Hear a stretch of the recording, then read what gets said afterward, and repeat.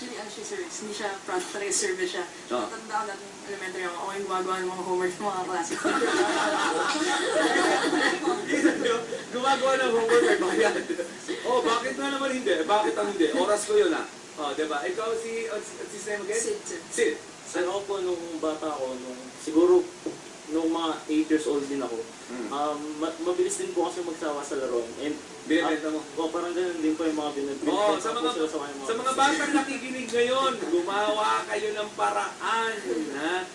Magbenta kayo ng gamit ng nanay nyo. Paalam nyo lang. Ha? Kunin nyo lang manarong yung direktor nyo, benta nyo, pero palitan nyo, ha? Kailangan may tubo. Sabi ni Councilor Alan, ha? Is it possible na see-through yung cup niya para daw you can see inside the color of the drink? Just an observation. Possible ba daw? Nasa isip niya? I think so, sir. Kasi hindi pa lang po yan yung final na namin na product kasi yung itsura. So, ang plan namin, i-improve pa siya or tapos i-modify. Kasi ang original plan namin para dyan sa product na i-offer siya sa cinemas. Of course. Kasi yun yung pinaka... Pero anong sabi ko sa'yo? Anong word ko sa'yo nung nag-talk ako sa inyo? Sa University Academy, sabi ko, pag wala sa mall, ito by December, ako maglalagay. And I'll show you that I can make millions out of this. Yan po sinabi ko sa kanila. China-challenge ko sa kanila.